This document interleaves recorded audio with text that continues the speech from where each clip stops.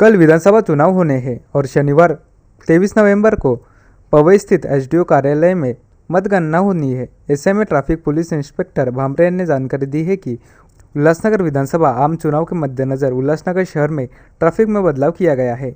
उन्होंने बताया कि वोटों की गिनती उल्लासनगर 3 स्थित पवई चौक प्रांत कार्यालय में होगी।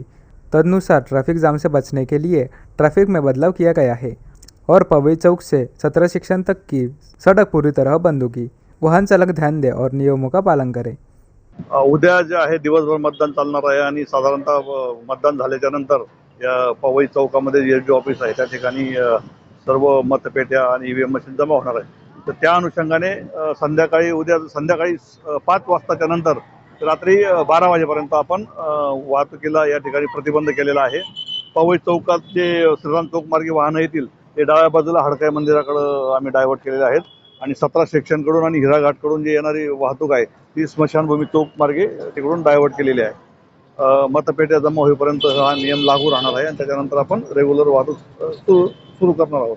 त्याचप्रमाणे 23 तारखेला आपल्याला मताची मोजणी आहे याच ठिकाणी।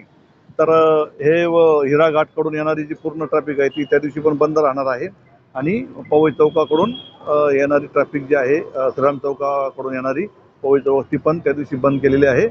ती वाहतूक अशी हडकाई माता मंदिराकडे आपण वळवलेली आहे आणि परवाचा जो टाइम राहणार आहे आपला 23 तारखेचा तो सकाळी 6 वाजतापासून ते संध्याकाळी 5 वाजेपर्यंत आपण वाहतूक पूर्णपणे बंद केलेली आहे। नागरिकांना काय आवाहन करणार? नागरिकांना मी आवाहन करेल की आपण आम्हाला सहकार्य करावं आणि हे जे आपण प्रवेश बंदी केलेली आहे त्यावेळेस आपण या ठिकाणी कोणतीही वाहनं आणू नयेत आणि आपला तसेच लोकांचा वेळ वाया घालू नये।